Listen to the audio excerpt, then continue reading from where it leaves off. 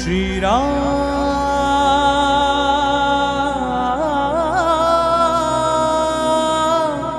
Jai Shri Ram Jai Shri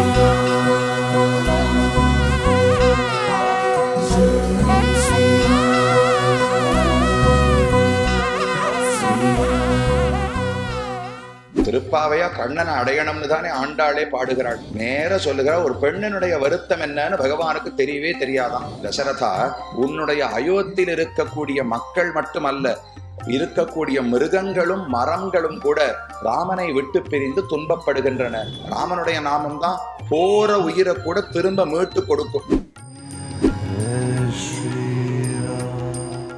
கண்ணனுக்கு பக்தர்கள்னா யார சொல்லுவோம்? ஆண்டாள். திருப்பாவையா கண்ணனை அடையணும்னு தானே ஆண்டாளே பாடுகிறாள்.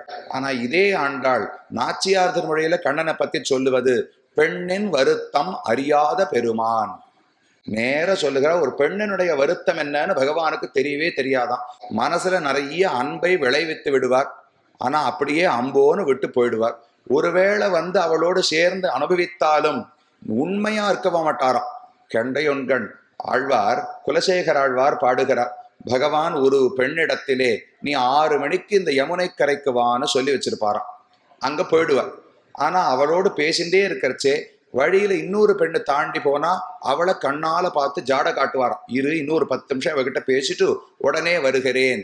கருமலர் கூந்தல் ஒருத்தி தன்னை கடைக்கணித்து ஆங்கே ஒருத்தி தன்பால் மருவி மனம் வைத்து மத்தொருத்தி குறைத்து ஒரு பேதைக்கு பொய் குறித்து சுரிகுழல் மங்கை ஒருத்தி தன்னை புணர்தி அவளுக்கும் மெய்ய நல்லை மறுதிருத்தாயுன் வளர்த்தியூடே வளர்கின்றதால் உந்தன் மாயதானேன்னு ஆழ்வார் பாடுகிறார். சின்ன வயசுல பகவானுக்கு நிறைய மாய சேஷ்டிதங்கள் எல்லாம் உண்டு. திடீர்னு உரல்ல ஏறி வெண்ணையை திருடுவார். அந்த உரலை இழுத்துண்டு போய் 2 மருத மரங்களை சாய்த்து யமலார்ஜுனர்கள் 2 அசுரர்களுக்கு மோட்சம் அளித்தேன்னு சொல்லுவார். இப்படியெல்லாம் சின்ன வயசுல விளையாடி கொண்டிருந்தாய். நீ வளர வளர உன்னுடைய மாயையும் வளரத் தொடங்கி விட்டது. கண்ணன் என்ன பண்ணுவார்? கருமலர் கூந்தல் உருத்தி தன்னை கடைக்கணித்து, கடைக்கண்ணால ஒரு பெண்ணுகிட்ட பேசிட்டே இருப்பாராம். ஆனால் மனசால இன்னொரு பெண்ணை நினைச்சுட்டு இருப்பாராம். ஆங்கே ஒருத்தி தன்பால் மருவி மனம் வைத்து மத்தொருத்திக்கு உரைத்து, இன்னொரு பெண்ணுக்கு நீ 6 மணிக்கு சரியா அந்த இடத்துக்கு வந்துடும், நான் மாடுகளை எல்லாம் கொண்டு வந்து கொட்டில விட்டுட்டு வஸ்திரத்தை எல்லாம் மாத்திண்டு 6 மணிக்குள்ள யமுனை கரைக்கு வந்து விடுகிறேன், அங்க வான்னு சொல்லுவாராம். சரி, அவளோடையான்னு உண்மையா இருப்பாரானால் அவளுக்கும் மெய்யன் அல்லை. யார் ஒருத்தரிடத்திலும் மனசு நிலை பெற்று நிற்காது. எல்லா கோபிகைகளுக்கும் அனுகிரகிக்க வேண்டும். யாரோடையும் ஆனா நிரந்தரமா இருக்க மாட்டார். அப்ப எல்லாருக்கும் வருத்தம் இருக்குமோ இல்லையோ? அப்ப கண்ணனை பத்தி யாரானு புகார் சொல்ல முடியுமானால் கண்டிப்பா ஒரு 10 பேரானு புகார் சொல்லுவதற்கு வருவார்கள். ஆனா ராமனை பார்த்தால் மனத்துக்கு இனியான்னு சொன்னால் இனியவனாக மட்டும்தான் ராமன் இருந்திருக்கிறார். அதுவும் அனைவர் மனசுக்கும் இருந்திருக்கிறார். இது 2மே முக்கியம்.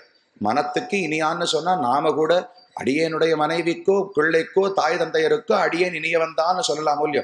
ஆனா அனைவருக்கும் இனியவன், அனைவருக்கும் இனியவனாக மட்டுமே இருப்பேன் என்று நம்மளால சொல்லவே முடியாது. ஆனா ராமாயணத்தை பார்த்தோம்னால் ராமன் அனைவருக்கும் இனிமையாக இருந்திருக்கிறார். யாரோ ஒருவர் ராமனை வெறுத்தார் என்று கூட சொல்லவே முடியாது. ஒரே ஒரு புகார் வேணா பண்ணலாம். 14 ஆண்டுகள் அயோத்தி மக்களை விட்டு தவிக்க விட்டுட்டு போனாரோ இல்லையோ? அவர் போன போது ஆவு மதுத அதன் கண்ணுமழுத நான் மாட பூசை அழுதன்னு கம்பர் தெரிவிக்கிறார். மக்கள் மட்டும் வருத்தப்படலையாம், விலங்குகள் கூட ராமனை விட்டு பிரிந்து துன்பப்பட்டன. மாடு அழறது, கண்ணுக்குட்டி அழறது, பூனை அழறது, நாய் அழுகிறது. அவர்களால கூட அந்த துன்பத்தை தாங்க முடியவில்லை. மரங்கள் எல்லாம் நன்னா பூத்து குலுங்க வேண்டிய காலம், ஆனா புஷ்பிக்கவே இல்லையா. அபிவிருக்ஷா பரிம்லானாக சபுஷ்பாங்குர கோரகாகான்னு தானம் சார் சுமந்திரன் தெரிவிக்கிறார். வியசனேதே மகாராஜன் விஷயேதே மகாராஜன் ராம வியசன கரிசிதாக. தசரதா, உன்னுடைய அயோத்தியில் இருக்கக்கூடிய மக்கள் மட்டுமல்ல, இருக்கக்கூடிய மிருகங்களும் மரங்களும் கூட ராமனை விட்டு பிரிந்து துன்பப்படுகின்றன. பூக்க வேண்டிய சமயத்துல பூப்பது கிடையாது. எல்லா மக்களும் வெளியில வந்துட்டோம்னு வச்சுங்களேன், உடனே இந்த பூனைக்கெல்லாம் ரொம்ப ஆனந்தம். போய் எங்கென்ன பால் வச்சிருக்கோ என்ன இருக்கோ எல்லாத்தையும் சாப்பிட போகுமோ இல்லையோ?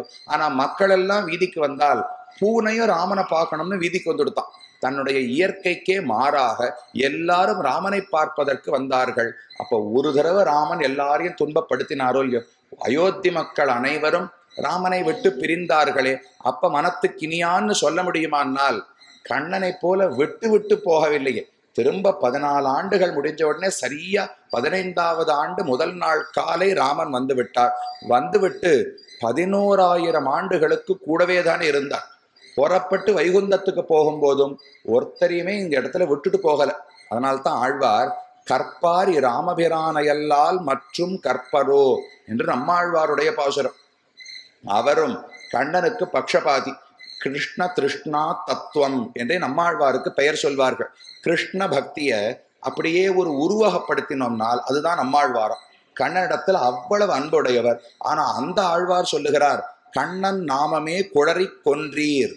ஆழ்வார் ஒரு சின்ன கிளி வளர்த்துட்டு இருந்தார். அந்த கிளிக்கு கண்ணனுடைய திருநாமங்களையும் சொல்லி வச்சாராம், ராமனுடைய திருநாமங்களையும் சொல்லி கொடுத்திருந்தார். ஆனா அதுக்கு தெளிவா ஒரு அறிவுரை சொல்லி இருந்தார். எப்பப்ப நான் பகவானை விட்டு பிரிந்து துன்பப்படுகிறேனோ அப்ப ராமனுடைய நாமங்களை பாட வேண்டும். ராமனுடைய நாமம் தான் போற உயிரை கூட திரும்ப மீட்டு கொடுக்கும். சீதை தற்கொலை பண்ணிக்கலாம்னு போறா, அப்ப ராமாயணத்தை கேட்டவுடனே உயிர் தரித்து கொண்டாள். பரதன் உயிர் விடலாம்னு போறார், ராமாயண கதையை கேட்டவுடனே உயிர் தரித்து விட்டார். அப்ப ராமநாமம் மிருத சஞ்சீவனம், போற உயிரை கூட தக்க வைத்து விடுமா.